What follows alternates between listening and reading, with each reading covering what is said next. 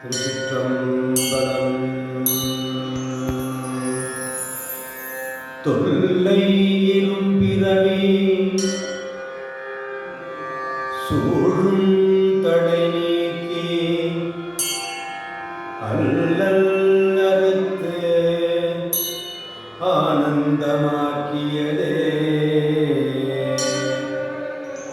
எல்லை மறுவா நெறியளிக்கும்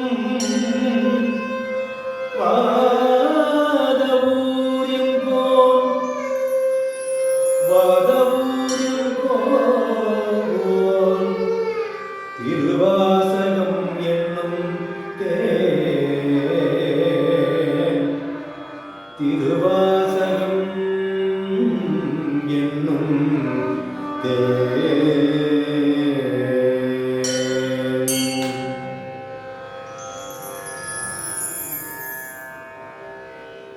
அனைவருக்கும் இனிய வணக்கங்களை தெரிவித்துக் கொள்கின்றோம். நம்முடைய சைவ சமய புரவர்களில் ஒருவராக விளங்கக்கூடிய மாணிக்கவாசகர் என்ற பெயர் கொண்ட திருவாதவூரர். அவர் மதுரை பாண்டிய நாட்டுக்காரர். ஆம், பாண்டிய நாட்டிலே உள்ள திருவாதவூரிலே அமாத்திய அந்தணன் மரபிலே பிறந்தவர். மதுரையிலே அவர் அமைச்சராக இருந்து அரிமர்த்தன பாண்டியன் அவையிலே மிக சிறப்பான ஒரு பதவியிலே இருந்தவர்.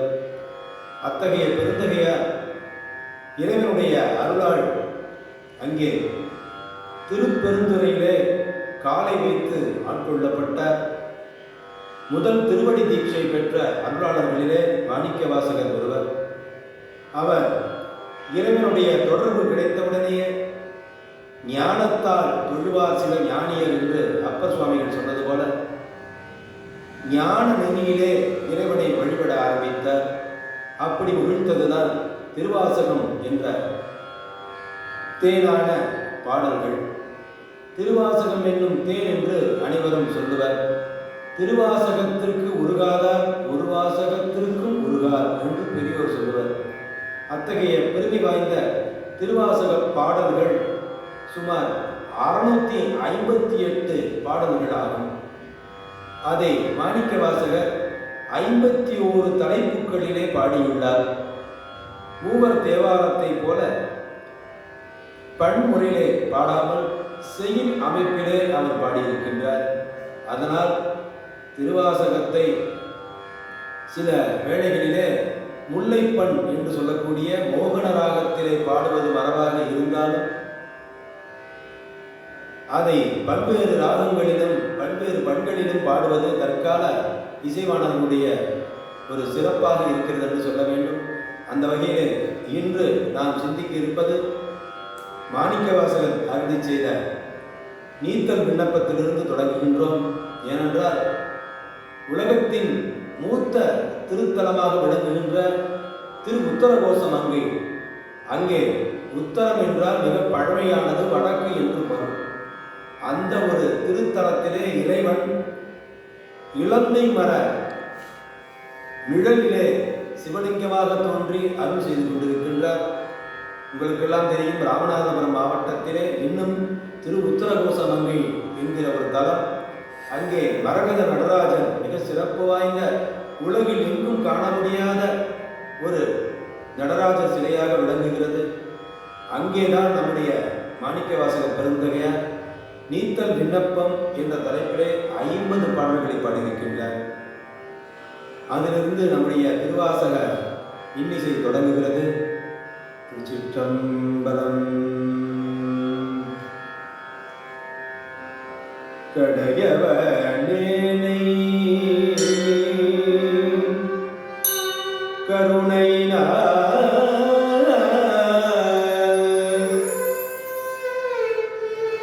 கலந்து ஆண்டு கொண்ட விடையவனே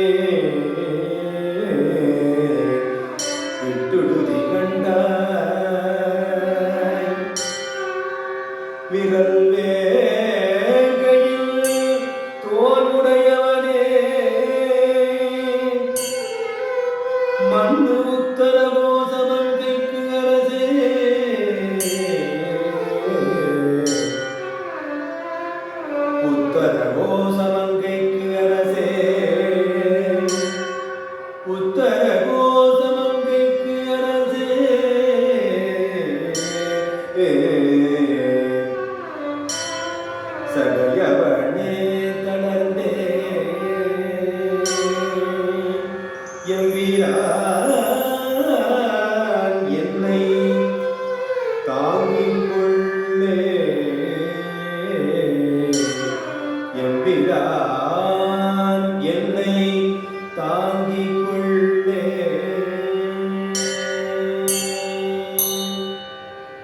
நமது வாழ்வில் நமது பல்வேறு தொழில்களிலே ஈடுபட்டிருக்கின்ற நமக்கு பல்வேறு தளர்வுகள் வரும். நாம் தளர்ந்து போகின்ற போதெல்லாம் இந்த பாடலை நினைவில் வைத்துக் கொள்ள வேண்டும். ஏனென்றால் நம்முடைய மாணிக்கவாசகர் நமக்காக பாடிய பாடல் கடையவனேனை கருணையினால் கலந்து ஆண்டு கொண்ட விடையவனே என்று பாடுகின்றார். விரல் வேங்கையின் தோல் உடையவனே மண்ணு உத்தரகோசம் அங்கிற்கு அரசே சடையவனே தளர்ந்தேன் என்னை தாங்கிக் கொள்ளே என்று சொல்கிறார். நம்மையெல்லாம் தாங்கிக் கொள்வது இறைவனுடைய வேலை. அதைத்தான் நம்முடைய நாவுக்கரசர் தன் கடன் அடியேனையும் தாங்குதல் என்று சொல்லுவார். இறைவனுடைய வேலை என்ன? நம்மையெல்லாம் பாதுகாப்பது. நம்முடைய பணி என்ன என்று கேட்டால் என் கடன் பணி செய்து கிடப்பது. அதுவும் நம்முடைய அப்பர் சுவாமிகள் அறிந்தார். இங்கே உத்தரகோச மங்கையிலே தளர்ந்தேன் எம்பிரான் என்னை தாங்கிக் கொள்ளே என்று பாடுகின்றார். தொடர்ந்து அடுத்த பாடலை காண்போம்.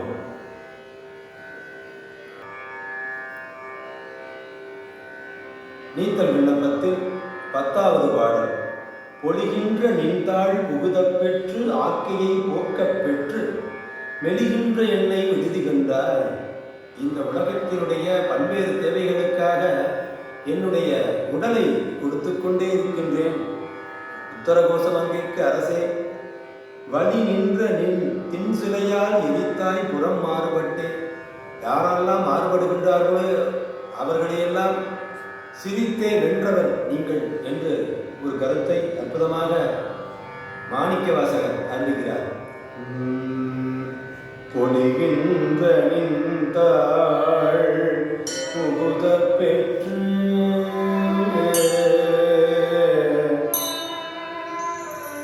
ஆக்கையை போக்கப் பெற்று மெலிகின்ற என்னை விடுதிகள் அழிதே கிளறி ஒளி நின்ற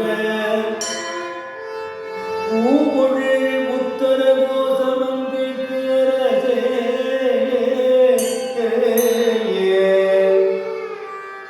உத்தரகோச மங்கைக்கு அரசே விளரி ஒளி நின்ற பூபொழில் உத்தரகோச மங்கைக்கு அரசே உத்தரகோச மங்கைக்கு அரசே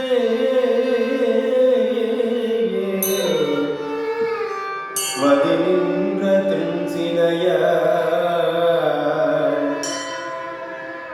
சிலையால் எரித்தாய் புறம் மாறுபட்டே சிலையாய் எரித்தாய் புறம் மாறுபட்டே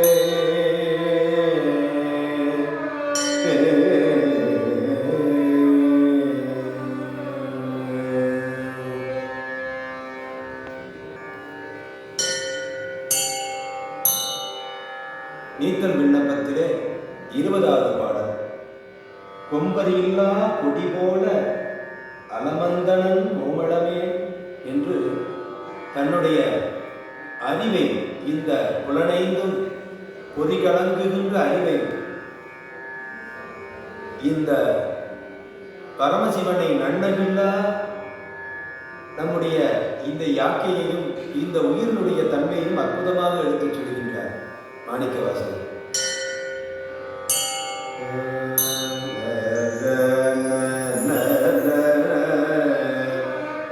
கும்பரில்லா குடி போல் கும்பரில்லா குடி போல் அலவந்தடன் கோமளமே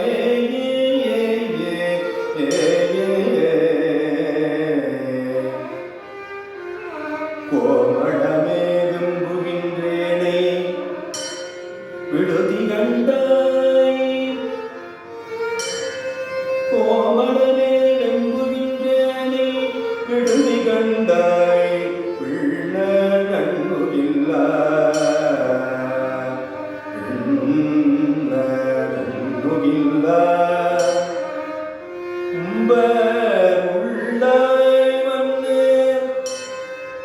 மண்ணும் உத்தரகோசமங்கைக்கு அரசே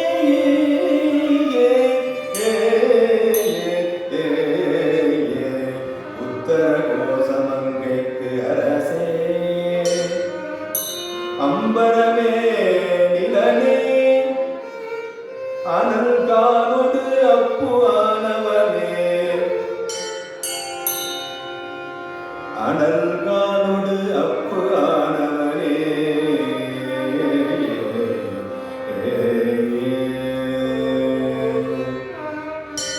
இந்த 5 பூதங்களாக விளங்குகின்ற நிலம், அனல், காற்று, நீர், ஆகாயம் என்று இந்த 5 தொழிலாகவும் விளங்குகின்றவனே என்று போற்றுகின்றார் மாணிக்கவாசக பெருந்தகையார். அடுத்த பாடல் நம்முடைய குளம் களைந்தாய். இந்த சைவ சமயத்திலே யாரையும் குளம் பார்த்து பழகக்கூடாது என்பது ஒரு விதியாக அமைந்திருக்கிறது. யாரெல்லாம் திருநீர் அணிகிறார்களோ, யாரெல்லாம் உத்திராக்கம் அணிகிறார்களோ அவர்களெல்லாம் சிவனடியார் என்று போற்ற வேண்டும் என்பதுதான் நம்முடைய சைவ சமய பெருமக்கள் அருளை செய்த வழியாகும். அதைத்தான் மாணிக்கவாசகர் இங்கே அற்புதமாக தன்னுடைய 29வது பாடலை சொல்கின்றார். குலம் களைந்தாய் களைந்தாய் என்னை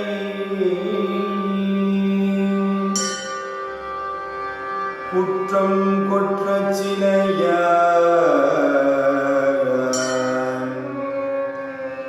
குலம் களைந்தாய் களைந்தாய்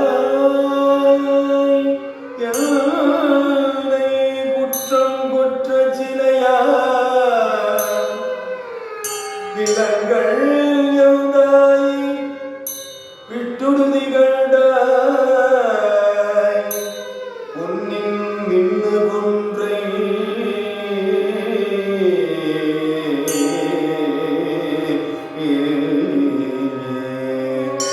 மின்னு கொன்றை அலங்கள் அந்தாமரை தாமரை மேனி அப்பா அப்பா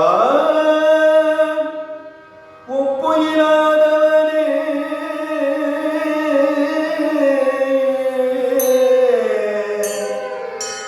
மலங்கள் ஐந்தா சுழல்வன் தயிர் பொறுமத்து உறவே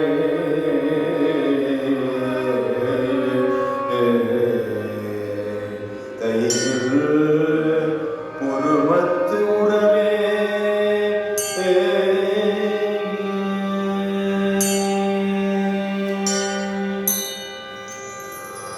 நம்முடைய செயல்கள் அனைத்தும் இந்த 5 புலன்கள் எங்கு செல்கிறதோ அதை நோக்கியே சென்று கொண்டிருப்பதை மாணிக்கவாசகர் பல பாடல்களே சொன்னாலும் நம்முடைய அறிவை சுத்த அறிவே சிவமென்று கூறும் சுருதிகள் கேளுகிறோம் என்று பாரதியார் பாடுவார். அறிவு மயமாக இருக்கின்றவன் தான் இறைவன். அவனை நாம் நம்முடைய பாடல்களால் பாட வேண்டும் என்று இங்கே வலியுறுத்தி சொல்கிறார் மாணிக்கவாசகர்.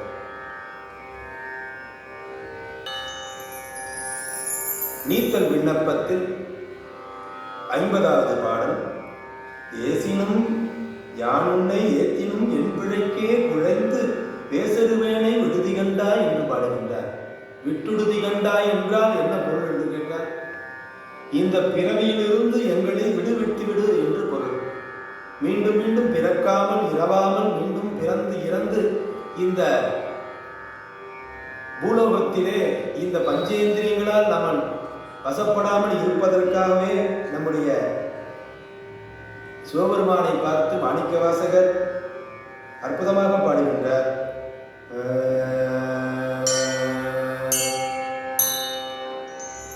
ஏசினும் யானுன்னை ஏத்தினும் என் பிழைக்கே உழைத்து வேசருவேனை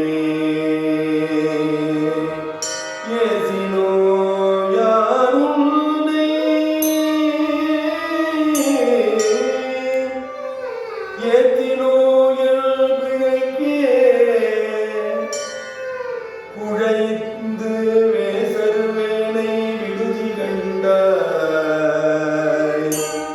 செம்பவள வெற்பின் தேசுடையாய் என்னை ஆளுடையாய் சிற்றுயிர்க்கு இறங்கி சிற்றுயிர்க்கு இறங்கி காய்ச்சின ஆலமுண்டாய் அமுது உள்ள கடையவனே அமுது உள்ள கடையவனே